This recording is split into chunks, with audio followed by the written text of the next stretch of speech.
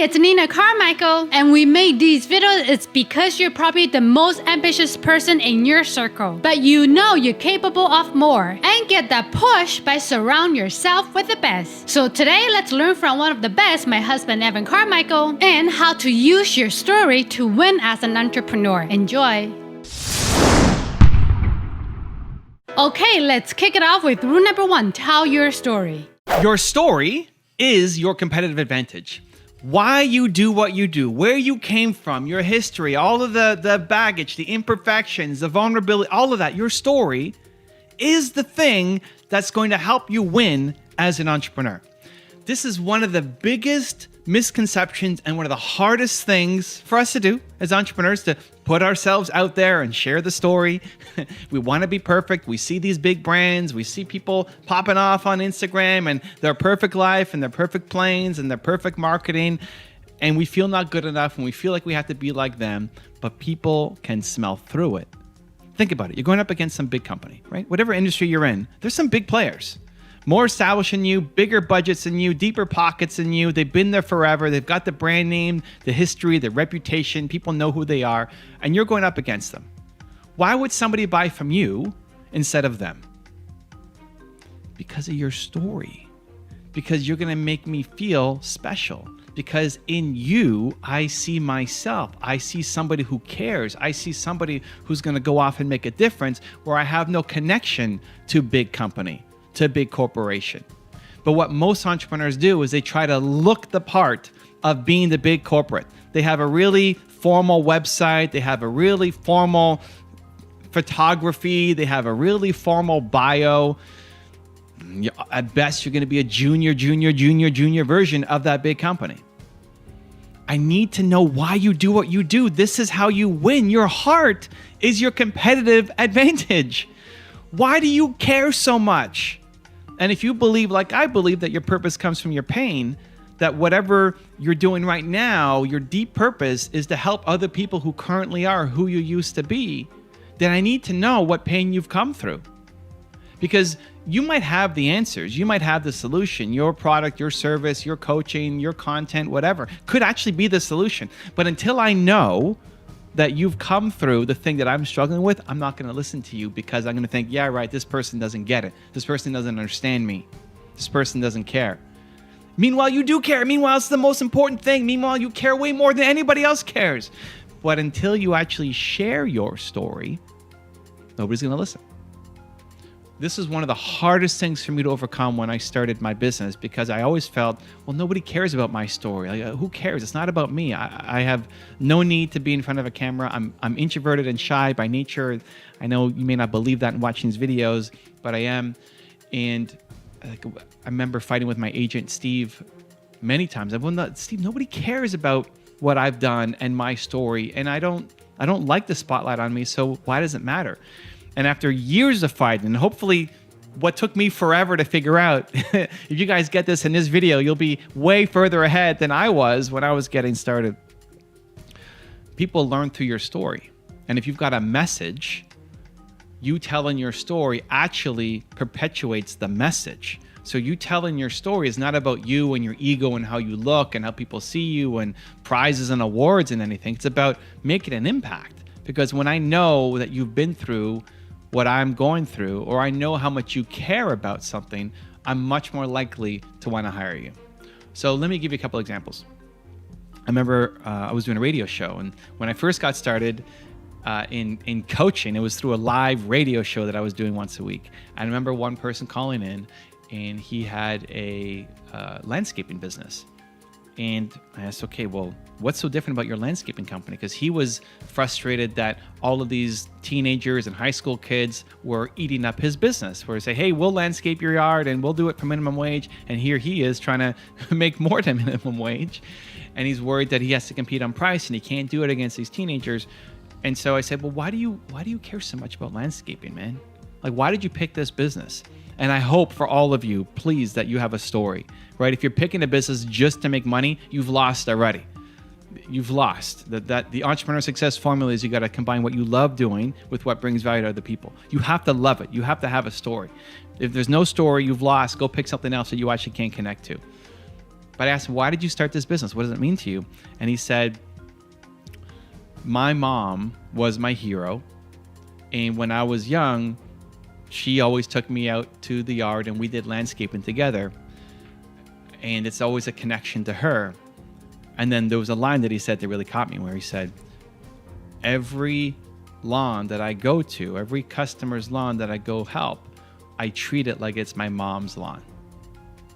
And right there is like, oh my gosh, this guy cares so much. Like, do you think the average high school, after school, summer job, do you think they care as much about your yard as this guy does, right? If he's treating it like it's his mom's garden. And by sharing that story now, you'd be willing to pay more. I'd be willing to pay him way more than a high school kid, because I think that he's going to give a way better service, provide way more value, because I understand the story.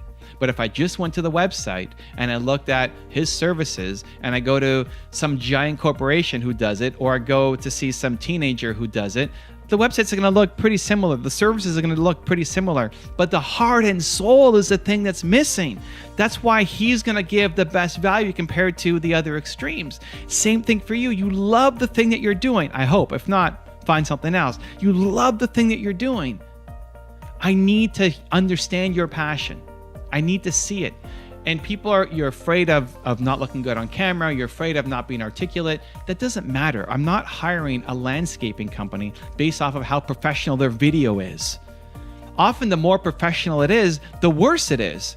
Because when there's big lights and cameras and setups and everything else, you get a lot more nervous. It's like, oh my gosh, you got all these people watching me, I better deliver. And then you end up giving a really boring, fake, nervous, scared, anxiety version of your story that nobody's going to connect to. Take out your phone and press record. I don't care if there's background music or lower thirds or the perfect lights or microphone if you're a landscaping company. Now, if you're a videographer, your stuff better be on fire. It better be on point, because I'm hiring you to produce video. But if you're a landscaping company or something totally different, has nothing to do with video production, the most important thing is for you to be able to get your story out there, to be creative, to be authentic, to imagine that there's somebody here that you're talking to instead of just a camera, to get your message out there. That is why people will buy from you. That is why people will connect with you. That is why people will listen to you, because they feel like you deeply, deeply, deeply, deeply care about this thing. And I know you do, but it's just not anywhere. I can't find it on your social. I can't find it on your YouTube. I can't find it on your website. I can't find it anywhere. Not the heart, because you're trying to be perfect and professional like big corporation. Your story is your competitive advantage. One of the things that really helped me was leaning into the fact that I'm shy and introverted and afraid to get in front of the camera and afraid to get on stage and no need to be famous. That's led to actually a lot of opportunities. The more I lean in on those things, the more things come to me. I remember doing a speech at Brendan Burchard's growth event, and I wasn't as myself. I was more professional. I was more just giving advice. It was great advice. People loved it. And then he invited me back to speak at his private mastermind. And now these groups are paying $30,000 to $50,000 to be in that room. So now there's a higher pressure, like the first one, the ticket was maybe $100. The ticket to this one is $30,000 to $50,000. Like, oh my gosh, extra pressure. And I just leaned in on it. I walked up on stage and I came after Dean Graziosi. So Dean spoke and then it was me. And Dean was using the Flipboard. This is like a paper beside you and you're flipping one page at a time. And I'd never used a Flipboard in any of my presentations. I've had PowerPoint in the past, or I normally just get up and talk, but I thought, okay, I'm going to try to use the Flipboard. And I didn't know how to use it. I always felt like I was blocking somebody, so I'm hiding behind the Flipboard trying to write it. And it ended up being really funny. And Brendan took me aside after, and he said, that was the best. That was so much better than you did in Arizona at my first event. And Arizona was great, but you need to lean in on your goofiness. You need to lean in on your shyness. You need to lean in on the things that make you nervous. If you're nervous, say you're nervous. If you have anxiety, say you have anxiety. I led with something like that. It's like, I'm scared, I'm an introvert, I'm shy, and I've got my heart beating like crazy right now, standing up here in front of all you guys. That's how I led my speech, something like that. And so leaning in on that has helped me. It's a lot more real. Yeah, it's a lot more real. So you don't feel like you have to be fake. You can just lean in on the thing that makes your heart go crazy like this. Lean in on it. If you were to make a video to say, I want to tell you my story. If I go back to the landscaping company, I want to tell you why I do what I do. And normally I hate making videos, and this makes me really anxious and nervous, and I'm scared to do this, but landscaping is just so important. It's so important to me because, and then you tell the story with the mom, wouldn't you want to hire that person? Wouldn't you want to pay more for that person, right? So leaning in on your story, on the thing that you're worried that you're going to get judged for, is the way that you're going to win. Your story is your competitive advantage. Stop trying to be perfect. Stop trying to go up against these big corporations and feel like you have to be fancy like them, where all you're doing is being boring, being vanilla, and being a junior version of them. Your story is your competitive advantage. You need to start getting it out there. The thing that makes you go boom, boom, boom, boom, boom, boom like that, that's what you have to share. And that's how you start to win. Rule number 2, believe. Whether you believe you can or you can't, you're right. Right? Whether you believe you can or you can't, you're right. One of the biggest reasons why entrepreneurs don't win, because you don't believe in yourself enough. It's why do I have this channel? Why is my one word believe? Look at the back of Nina's sweater. There it is, right? Believe. That's it. It's so important. There's so many, you guys are geniuses. There's so many geniuses, massively talented people out there with amazing ideas that can change the world, but you don't go off and crush it because you don't believe in yourself enough. I think the two biggest problems in the world are, one, recognizing that you have Michael Jordan level talent at something, believing that you have something in you, that you're not meant to just wake up and photocopy your life every day working for somebody else, just believing that. And two, then believing in that ability.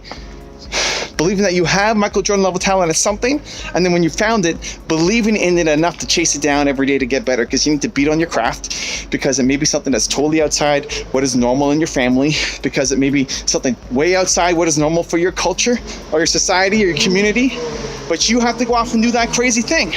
And it's really hard to believe in yourself enough to chase it down, especially when it's against what everybody around you is saying and what they believe. And so, great, yes, I need to believe in myself, amazing. How do you do it? What's the process? How do you gain self-belief? I'm gonna give you 2 strategies that will work extremely well, can work for anybody, can work for you, because it's time that you step into your greatness. Number 1, you need to eliminate the negativity in your life and replace it with belief. So think about, what are the thoughts, who are the people, what are the things around you that keep you where you are, that keep these negative patterns in your head? Is it your parents? Is it your friends? Is it the TV shows you're watching, the media you're consuming? Like, what is it that is toxic, that makes you feel small? And as much as possible, you either cut it out of your life or reduce the exposure. If it's your mom who's always on you and says you can't go be an entrepreneur, maybe you just don't talk about your career with your mom. You put boundaries up. I don't want to talk about this. There's other things that we have in common. You focus on that stuff. You lay out the ground rules. You make them respect you. And you don't talk about the things that you know is going to lead to conflict.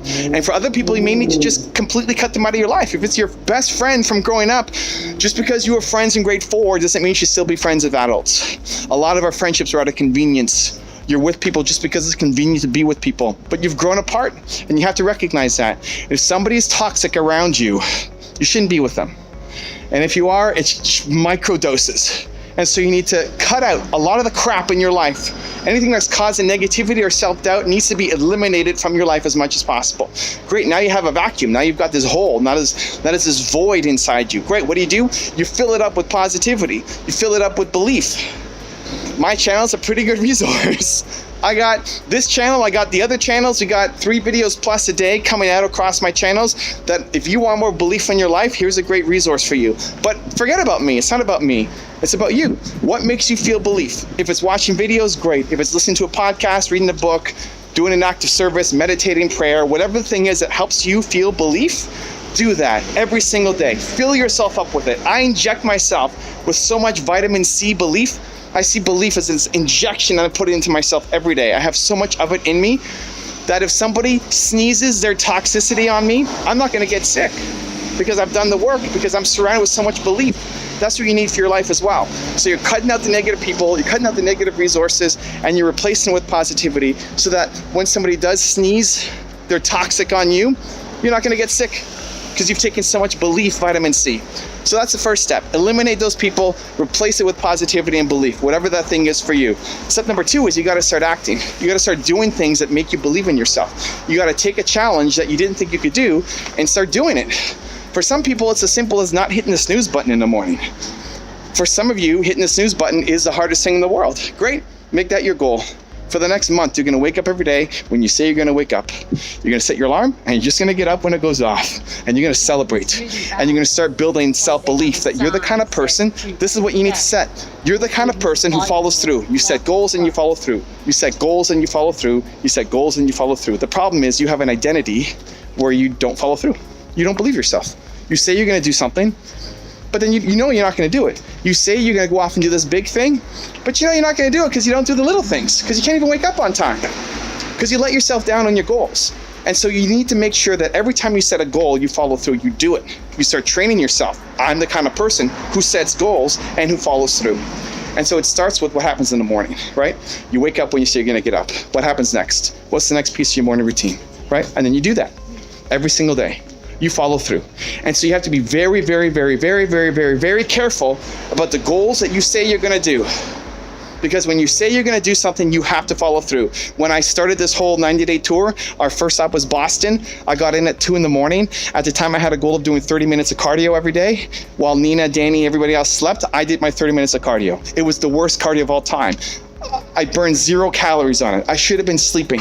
But I pat myself on the back because when it's hard and you do it, that's when you build the belief. When it's easy and you do it, nobody cares. You don't care about it because it was easy. But when it's hard and you do it, when it's hard to wake up at 5 in the morning when you say you're going to because you had a rough night and you do it, that's when you build self-belief. Now, if you're doing that every day, you're only sleeping 4 hours a night every day, your life is broken, you gotta fix it. But on a one-off, you have to get up. You have to do it. You have to set goals and you have to follow through. That's this 2-step process. Whether you believe you can or you can't, you're right. How do you build belief? 1, eliminate the negativity, replace it with positivity. 2, take on challenges, set goals for yourself, and then actually follow through on them. If you don't believe in yourself, you're never gonna do great things. You're always gonna have 1 foot on the gas and 1 foot on the brake at the same time. You know you're capable of more. You know you're capable of great things. You know you have Michael Jordan level talent at something, but because you don't believe in yourself, you don't chase it down. And so you live in this cycle of negativity, of knowing that you're capable of more, and frustration. And I want to unlock that. I mean, that's the whole point of all of my content and my channels. I want to unlock that. And those 2 steps, if that's you right now, will dramatically change your life. You will be, if you just did those 2 things every day for the next year, you will be a dramatically different person. Holy cow, 1 year from today, looking back, you will be a dramatically different person. The things you will have accomplished will surprise you. And I'm so pumped to cheer you on. Also, if you want to have more self-confidence and self-belief, the science says it can take up to 254 days of consecutive action for you to shift that habit forward. So I've designed a special free program to help you get more self-belief for every day. For 254 days, I will send you an email to an unlisted video that if you watch it, will shift your confidence forward. The links to join for free are in the description below. Create an outline and a schedule. What I found really helpful for me was to create an outline at the start. The people who win work the hardest because they love what they do. If you're doing work that you love, you're more likely to follow through. You're more likely to do it because it doesn't feel like work, because you love doing it. Rule number 3, ignore what others think. If you live your life based off the opinions of other people, you will never do anything great. Take a look at who you're worried about. People who are not happy with their life. People who never went and took their shot. People who spend their life complaining instead of trying to change something. Is that who you want to be so worried about, what they think about your decisions? If anything, you want to do the exact opposite of what they're telling you to do. You don't want their life. So stop living your life by their rules. So I had an amazing one-on-one with an entrepreneur yesterday at my Q&A session here in Toronto that I do weekly. And I feel for her. She's such a talented, amazing, gifted entrepreneur. And we talked about your purpose coming from your pain. And she went through some massive pain that guided her to this success right now and on her path to personal development. But she's afraid to share what happened. And she said, maybe in a year or two. Like, give me a year to work on it and maybe I'll share it. Because she's afraid of what people will think. She's afraid that if it doesn't work out, that she may not be able to get another job. She's afraid of all these things that people might say about her if they found out the truth. The problem is, that's your path. I don't care about where you're at right now. I need to know where you've come from. I need to know that you look like me. I need to know that your story is like mine. And so by living in the shadows and being afraid to tell the truth, what you're doing is, one, not letting people connect to you as a real person, right? This fake, perfect version of you isn't something that people can connect to. Two, you make it so that whatever you went through, you're telling yourself that it's shameful, and you're telling other people that it's shameful too. But if you come out and talk about what happened, then the people who feel ashamed about it, they now can come out and say, I'm not the only one. This happens to other people too. I'm a little bit more normal.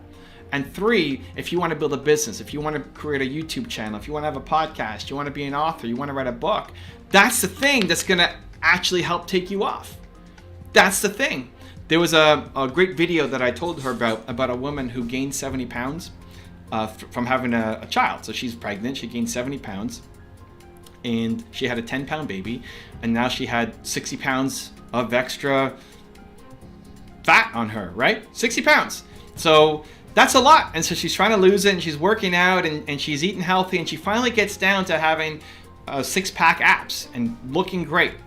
And then somebody noticed that when she bent over, that they could see the flaps of skin. When she stood up, it was all 6-pack, but when she bent over, there was flaps of skin. And what most people would have done is deleted that video, pretend like it didn't exist, not talk about that comments, right? Only show the perfect version. Look how much weight I lost. But she did something different. Instead, she said, yeah, that's my body now. That's what happens when you gain 70 pounds in pregnancy and pump out a 10-pound baby.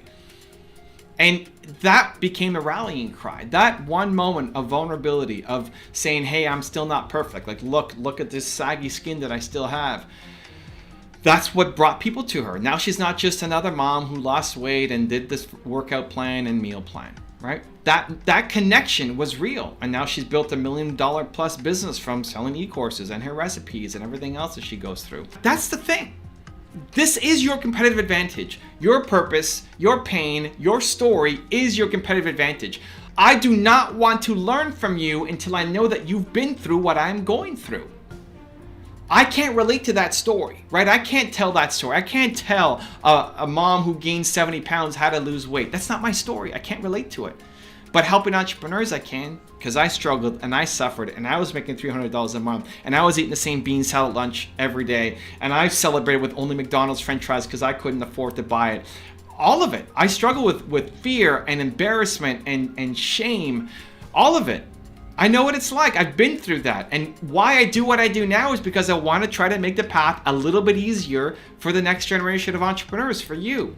I want you to feel like you're not alone. I want you to feel like there's a place you can come to with a beautiful community, a Believe Nation, where we're supporting each other. And there's content every single day across multiple channels that you can go and digest and dive into, and hopefully make your path just a little bit easier. Because I wish I had this when I was getting started, when I was a 19-year-old entrepreneur who was insecure and ashamed and embarrassed and not willing to talk to anybody about the problems I was going through. Right? That's the thing that will connect people to you. But if you're so afraid of what people's judgments are going to be, you're never going to get started. I believe humans are built to serve. You're built to serve. You want to help other people. It's hardwired into us. Studies show that the impact of serving other people has the same effect on your brain as food and sex. It's hardwired into you. You want to help other people. And at the same time, you're afraid of judgment. So how do you help other people if you're also afraid of judgment? It's having your foot on the gas and a brake at the same time. You know you're capable of more, but then you're just standing on the same spot. It's the worst. And so you have to let go of the opinions of other people. Some people may not like what you're doing. That's okay. That can't prevent you from service. That can't prevent you from fulfilling your mission. That can't prevent you from living the life you want, because you're going to be 95 years old, looking back on your life and regretting it, knowing you're capable of more, but never taking action. So how do you better deal with criticism? I'm going to give you a 3-step process. Step number 1 is have empathy. Have empathy. If you believe like I believe that humans are built to serve, right? We're built to serve. Then if somebody is being critical and negative when they are built to serve, How bad does their life have to be that is forcing them to act this way? How bad does somebody's life have to be to come to your YouTube video and leave a nasty comment, or to tell you to your face that you suck and your idea is never gonna work? How bad does their life have to be? So have some empathy. Like, their life sucks. And they're lashing out at not just you, everybody around them. So have empathy. When you have empathy, it removes the sting out of the words. Right now, it doesn't touch you as much because, if anything, you feel sorry for that person. You don't have to say, hey, I feel so sorry for you. You don't need to go and make it worse or have it go on an ego trip. But just know inside, have empathy, feel sorry for them, and not let it hit you as hard when they're giving you some criticism about your idea or you. Number 2 is look for a gem. A lot of times in the criticism, there's actually something you can learn from.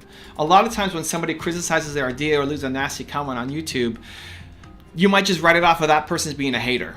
Maybe they are, but there might be a kernel of truth. There might be some gem in there that you can use. I think a lot of people are too sensitive. I think if you can only take feedback when somebody sugarcoats it and packages it nicely and say, I love you, I love your channel, I love everything you're doing, I love all your ideas, but there's one little tiny thing that I think if you fix would really help. If that's the only way you can take feedback, you're gonna lose.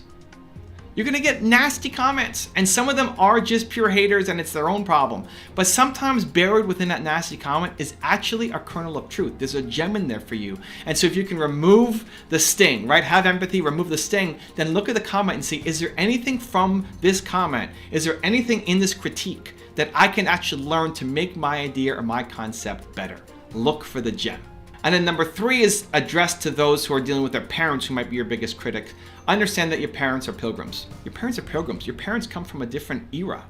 If you're 20 years old right now, as an example, the opportunities available to you using this are things that your parents at 20 years old can't understand. The opportunities available to you right now are insane compared to what your parents had when they're at your same age. And so when they're saying, go get a safe job, go be a doctor, go be a lawyer, go be an accountant, go do something you can work at some job forever. That's actually their version of love for you, right? That's empathy. Empathy, step into their shoes. They love you. Chances are your parents love you.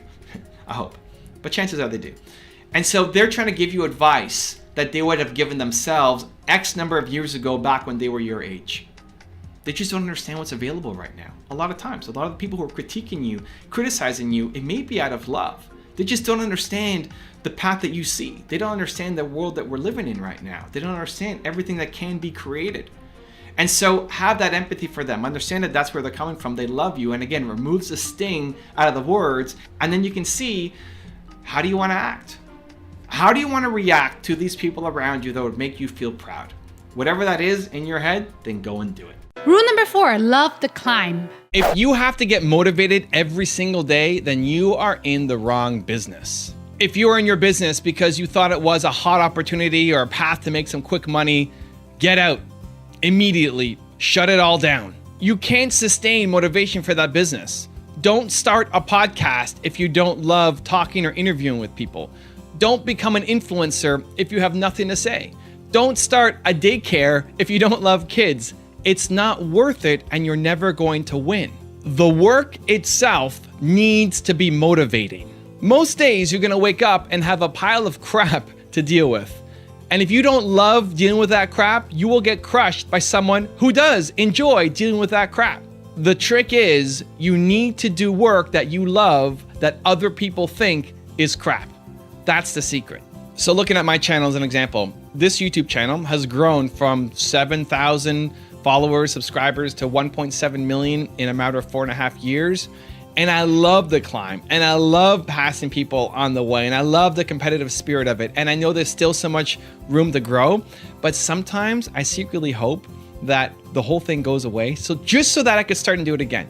I'm just short of sabotaging myself, although I have taken some risks recently. If you look at my channel last month or 2 months ago, I did some major changes that did not work. I bet everything on going down the premiere direction just because I wanted to have some variety, just because I wanted to take a big bet. And it tanked hard, and it was my worst subscriber gain in years. And I love it.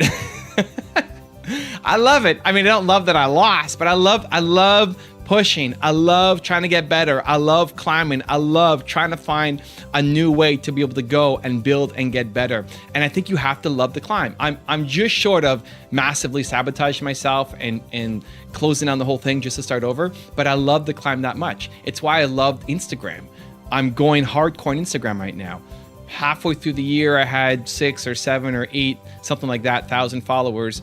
And now I'm at almost 80,000 followers by still posting 6 times a day, and by going live 5 times a week, and by making 3 to 8 to 20 stories a day, and doing IGTV and all that stuff. I love the climb. I love it. I love when people look at my YouTube channel and say you have 1.7 million subscribers, but you only have 6,000 followers on Instagram. Like, what are you doing? You're a joke. I love it. I love it. I love it. I love looking at everybody who's ahead and having the ladder to climb up again. I love it. All the people who I pass on YouTube are all crushing me on Instagram, and I love it so much. And it's not doing it only to beat somebody else. It's just a competition. I like the competition. I like figuring things out. I like the hustle and the grind to try to win. I don't like being number one. I like chasing down number one.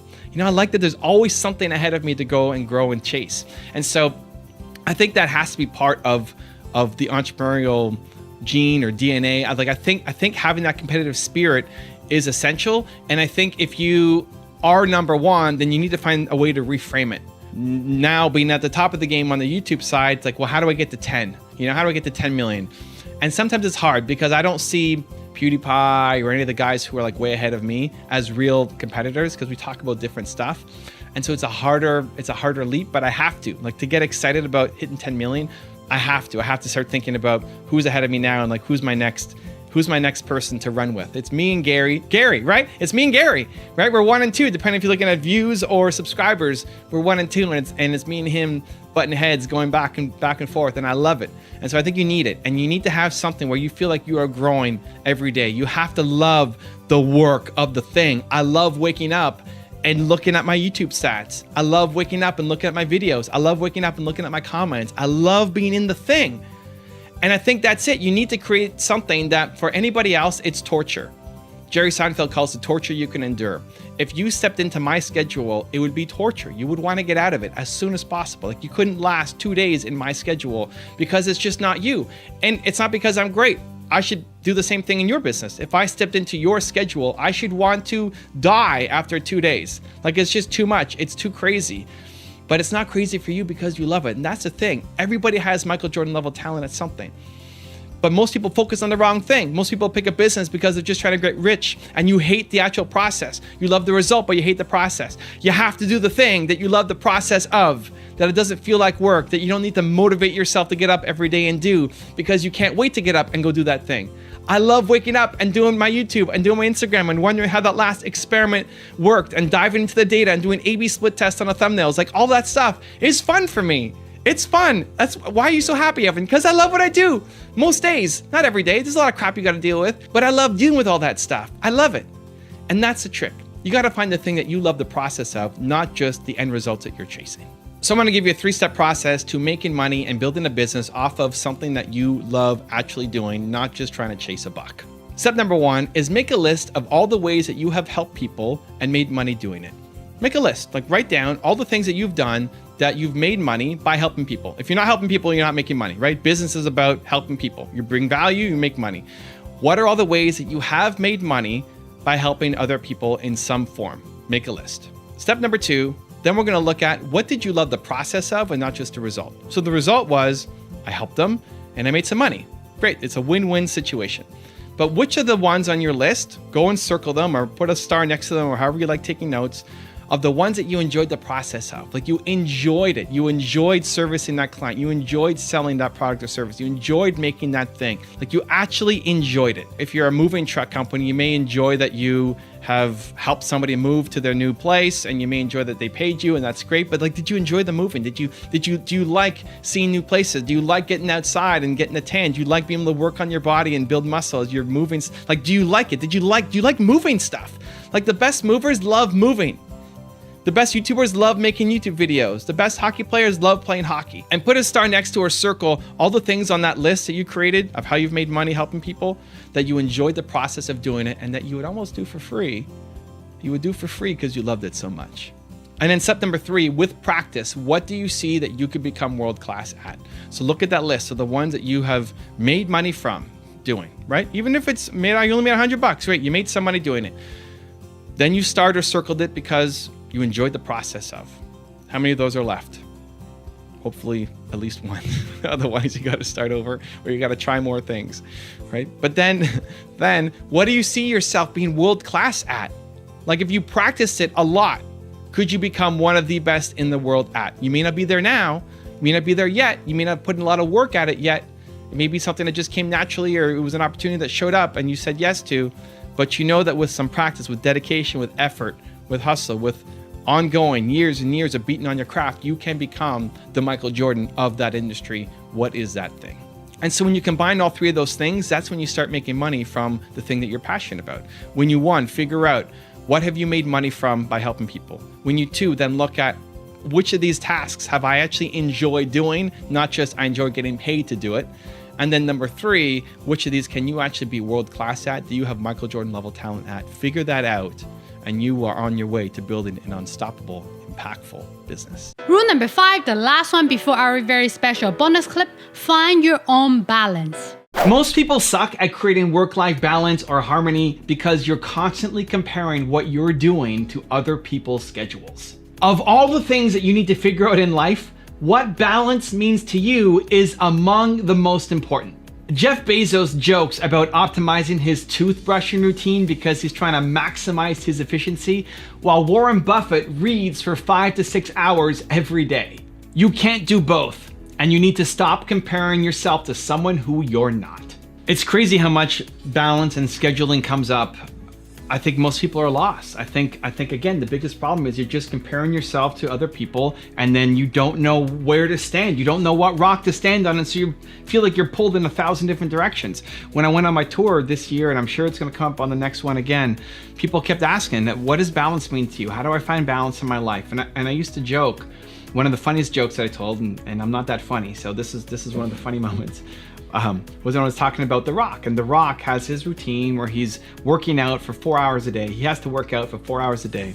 And so when he's doing his movies, he wakes up 5 hours before he has to be on set, and he'll work out for his 4 hours, and he'll do 2 times cardio and 2 times weights, and then go to his trailer, shower, and then head out to the movies. And he's only sleeping 4 to 5 hours a night when he's on set. I think that's crazy, but I don't look like The Rock. And that's when people would laugh, because I don't look like The Rock. But it's true. People will try to take on The Rock's schedule, but you have other priorities. What The Rock values isn't the same thing as you value. There may be some overlap and some similarities, and there's nothing wrong with trying on the hat. There's nothing wrong with attempting to do it. There's nothing wrong with seeing how it fits, right? To get pieces, to say, hey, I'm gonna try meditating, I'm gonna try working out, I'm gonna try making a video, I'm gonna try morning pages, awesome, great, yes. But then to judge yourself to say, well, I'm not able to stay consistent on that, it's not what you should be doing. Because you want to work out 4 hours a day, and you want to read 5 hours a day like Warren Buffett, and you want to optimize your toothbrush routine like Jeff Bezos, and you want to do all these different things, but it's too many hours in a day. What you have to figure out is, how does balance look like for you? And then not be ashamed to go off and live it when everybody else thinks you're nuts. So how do you do it? I'm gonna give you a 3-step process that I think will help. Step number 1 is start to figure out, what does balance, harmony look like for you? Whatever you wanna call it. Sit down, take some time, book off half the day. This is worth it. This is worth it. If it's a Saturday afternoon or Sunday morning, whenever you are the most free and creative, find a space that you love, whether it's walking out in nature or your desk at home, or a coffee shop, library, something where you can just be by yourself, not have distractions, and really just ask yourself, what does a balanced life look like for you? What does harmony look like for you? Because you don't want to spend all day at work. You don't. And you don't want to spend all day with your family either. You don't. You don't want to spend all day doing anything. But what's that ratio look like? You don't want to spend all day sleeping. What's that ratio between how much time sleeping, how much time with your family, how much time on your hobbies, how much time with your friends, how much time at work? What does that ratio look like for you? And you may get a weird duck answer. Like, it may not fit into the society's norms. That's okay, right? It starts with you understanding, this is what I need for my life. Having clarity and having certainty around it, so that when other people judge you for your crazy schedule, say, this is what I need. This is what I need. Remember, the people who are judging you are all insecure about their own life and their own schedule too. So don't worry about it. Go live your life. Spend the half day, maybe do it right now. If you have some ideas already, what does balance or harmony look like for you? Number 2 is map your actions to your ambitions. Okay, great. Now that you've set out what a perfectly balanced life looks like for you, you got to do it. You show me in your calendar where you're actually doing it. I live my life by different days. So Monday's my mentoring day, Tuesday's my YouTube day, Wednesday's my project day, Thursday's my public facing day, Friday's my CEO day, Saturday is fun day with the family, and Sunday is family admin day, Costco and shopping and groceries and laundry and all that stuff, right? And that's how most of the time I live my life. When I'm on tour, when I'm doing trips or something, speaking, then it gets a little bit more chaotic, but then it returns back to normal because that's what balance, harmony looks like for me. That may be crazy for you. That may be crazy for you. If you look at my Thursdays, it's back to back to back meetings. I might have 10 or 15 meetings back to back to back to back to back with like 2, 3, 4 minute breaks in between. That's it, all day long, from 9 in the morning until sometimes 11 at night. I love it. It's great. And then on Wednesday, look at my calendar, it's open, nothing.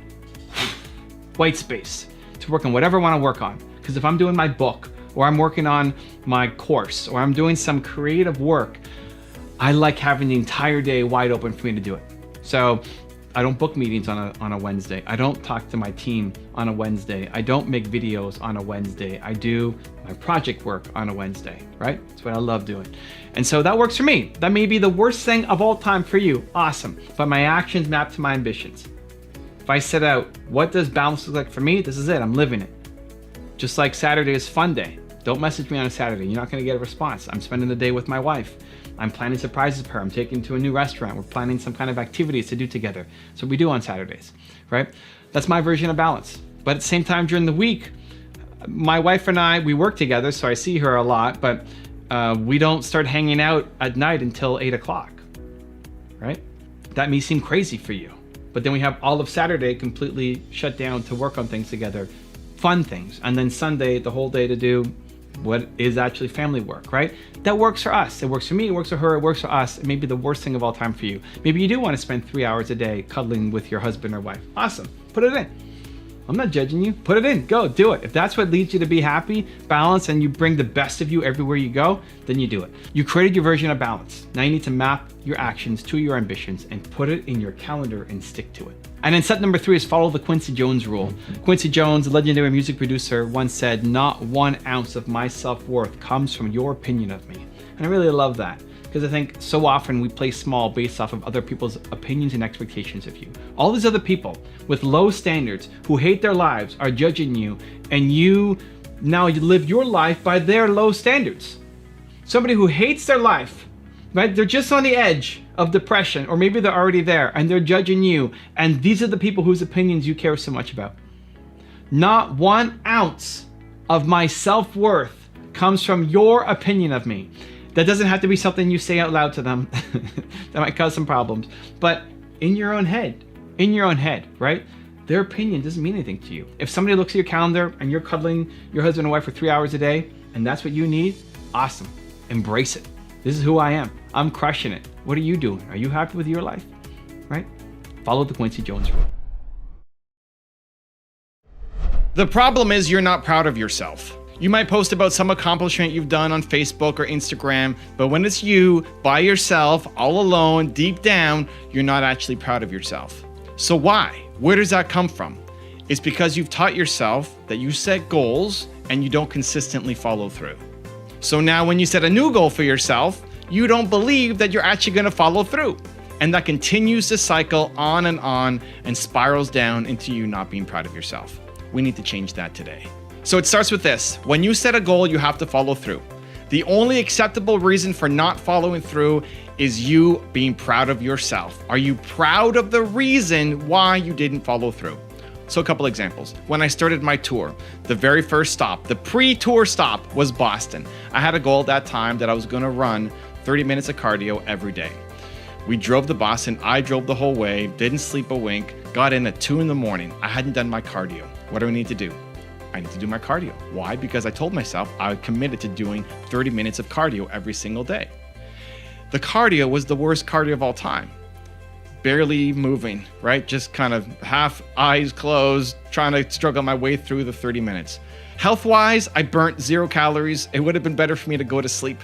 Mentally though, for the mindset, I'm pumped. It's when it's hard and you do the thing that you actually build your self-respect, your self-pride, your self-love, your self-confidence. When it's easy and you win, you could post about it on Instagram, congratulations, but you don't feel great about yourself because it was easy. But when it's hard and you try, that's when you start building self-respect, self-accountability, self-pride. That's where it comes from. And so in Boston, I woke up the next day and I was tired and I had a sluggish, hard day trying to get through it, which was not great for my body. But mentally, I'm pumped. Like I did the thing when it was difficult. If I just went to bed, I would have had to ask myself, am I proud of the reason why I'm not doing this? Other people would let me off the hook. I'm sure the people I went down with, Nina, my wife, Danny, my camera guy, would have said, it's okay, go to sleep. It's 2 a.m. You drove all this way. It's a strange day. It's not a typical day. You have every reason in the world not to do it. People will let you off the hook all the time because they don't hold themselves to high standards. And then they infect you with their lower standards. I would not have been proud of myself if I didn't do my run, even though the results sucked. It's the effort. That's where the pride comes from. Now, we went off and did this crazy tour, 23 cities, 90 days. I committed to doing all of these cities. Then I broke my neck in Denver. I broke my neck in Denver. I had to cancel my Denver event. I committed to going. That was my goal, to go. I committed to people. They paid money. We had to refund. We had to cancel. We had to apologize. Am I proud of the reason why I didn't go? Yeah, I'm in the hospital. I can't go. Then we got to Kansas City as my next stop.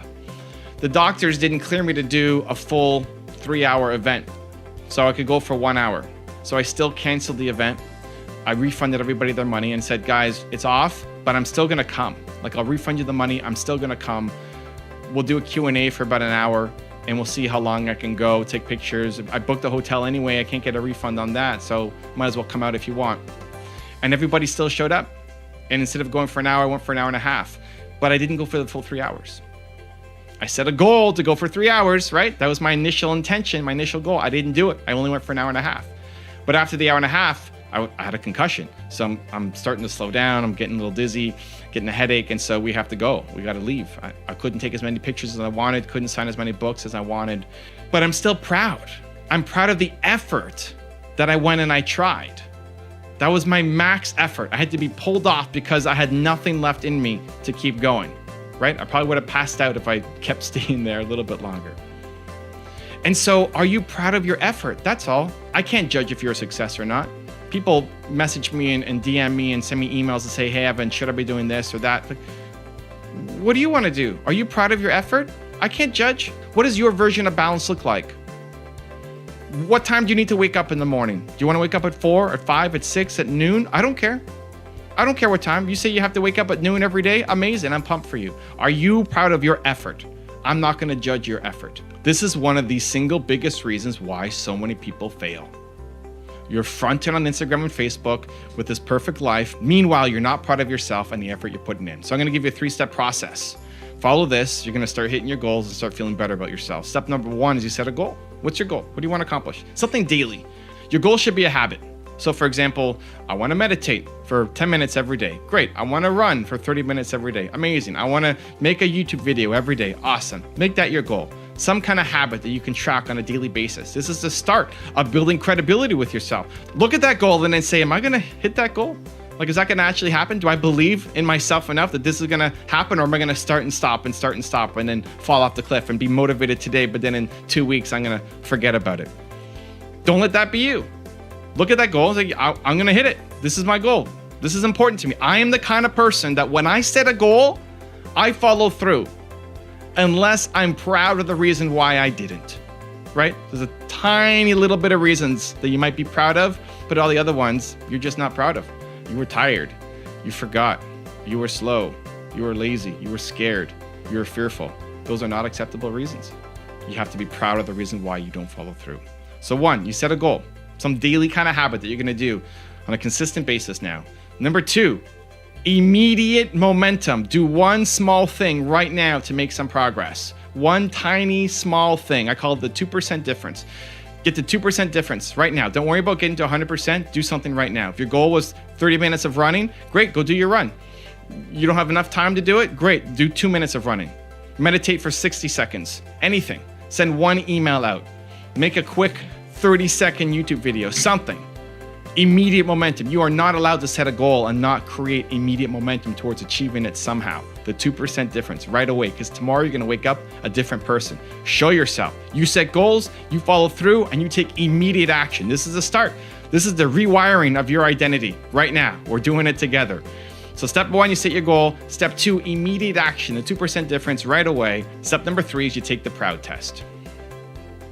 Whenever you're doubting, whenever you're looking at that thing and say, I don't want to do it, you ask yourself, am I proud of the reason why I'm not going to do it? And if you get a no, you have to go off and do that thing. If you get a yes, okay, great. But if you get a no, you're honest with yourself. It's just you. Nobody's going to judge you right or wrong.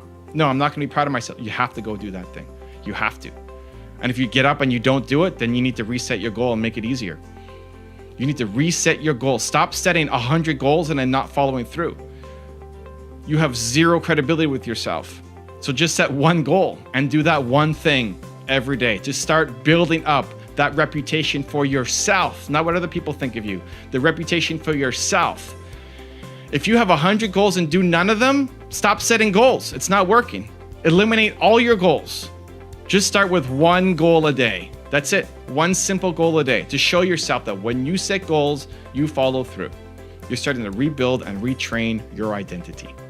And then when you do it, you wake up and you do the thing, amazing, celebrate, pat yourself on the back, put on a song, dance. You did your meditation, you did your sales calls, you did your YouTube videos. You did it. You do that consistently, it's time for another goal. You keep injecting that into your life. You need to build that identity that when you set a goal, you follow through. That's who you are. Congratulations. I'm pumped for you. Can't wait to see where you take things.